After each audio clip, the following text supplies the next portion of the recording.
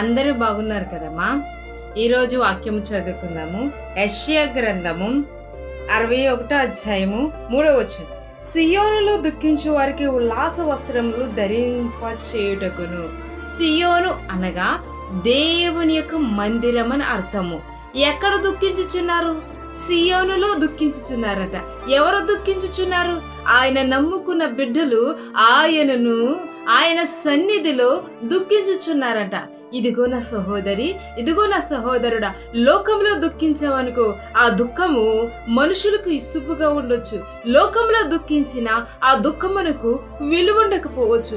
లోకంలో దుఃఖించిన ఆ దుఃఖము మనుషులు పట్టించుకోకపోవచ్చు.